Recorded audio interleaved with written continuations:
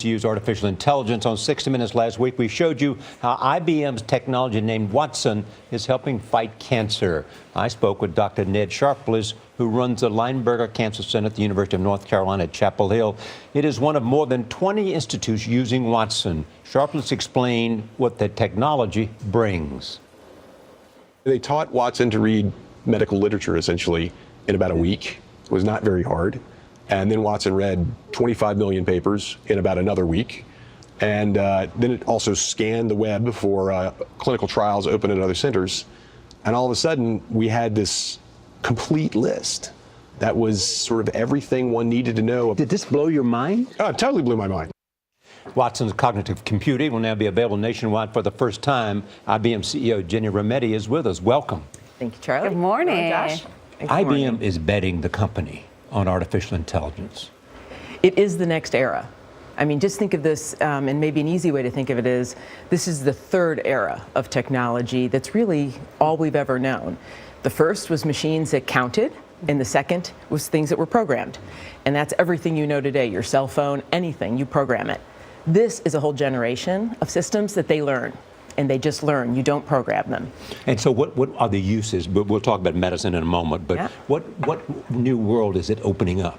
To me, this is a world that's going to solve so many problems that aren't solved. And so, as I always say, we'll solve the unsolvable, like healthcare, like risk, like food safety, and on the other side, everyday life. In fact, I've really been bold. I think in the next 5 years, you'll use this kind of technology to make almost any important decision. And it could be around the weather, it could be around education, it could be around shopping, but at the other end, it will be about risk, finance, whether it's anything to do with anything complex in a system in our world that's out there. It will affect everything. Everything. And so what is IBM and Watson doing with Quest? So this is a great, I know you just showed the clip from 60 Minutes, which was a little bit of a introduction into this, but we've been working, and one of the first things we did with Watson was work on healthcare. So we just announced Watson Genomics with Quest. And what this is all about is being able to do genetic analysis for basically anyone in the United States. So Quest, if you know them, they're a diagnostic company. If you've ever gone to the doctor, they serve 50% of the doctors out there, who then have and are used by and serving 70% of the country's patients with cancer. So how this works is that if your doctor believes that some sort of genetic sequencing will really help you, looking at the tumor, looking at your normal tissue, they go to Quest. Quest can do the analysis, the genetic sequencing. If it's more complex, they'll use the Broad Institute, and then Watson takes over.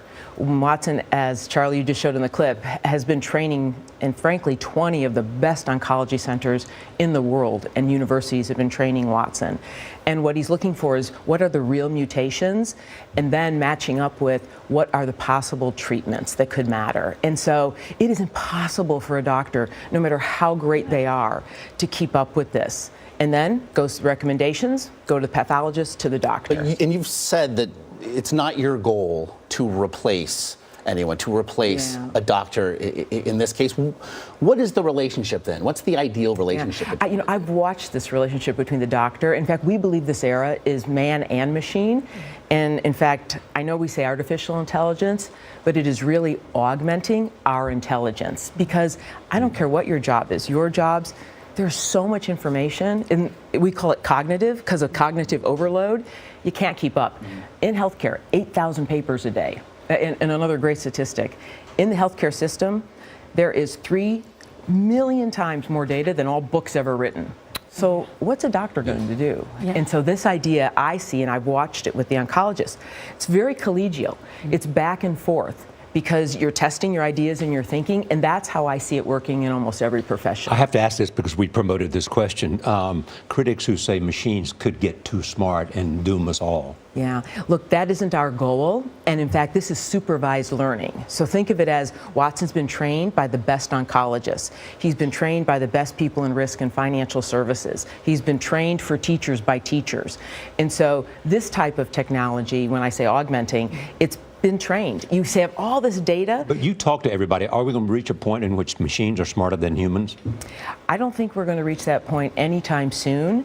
And this will bring so much more benefit. This is an area, and it's our goal, that this is supervised learning, and it is man and machine. Yeah, that's what Yeah. And IBM that's always what says. we'll It's do. man plus Man machine. and machine. Yeah. And that is what we see really playing out. Yeah, Elon Musk has called artificial intelligence like summoning the demons, the concern that they could some point become Yeah. smarter than humans. But I think of Watson as more of sharing information and processing all that information more quickly so that doctors... That's what it is. The Yeah. rapidity and the velocity of the ability to assimilate information blows you. Yes, and the part people forget, it's the different kinds of information. It's one thing to have things written down, but it's very different because Watson has learned to read x-rays, images, photos, pictures, movies, tweets, sensors.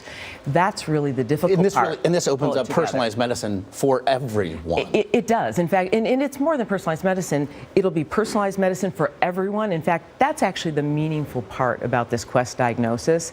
This really scales this kind of technology in a way it's accessible to everyone. And that to me is important. Because, by the way, this kind of technology and when you do genomic sequencing, it's typically for late-stage cancers, stage 3, stage 4, and they're really difficult. And they're difficult to find what is, and if you've known anyone, you've always said, are we sure we've looked at everything? Right. And this is one way to do that. Thanks, Jen. Yeah, Great to see you. and the end goal that we can cure cancer more quickly. Absolutely, taking cancer head on. Jenny, thanks so much. Great to have you here.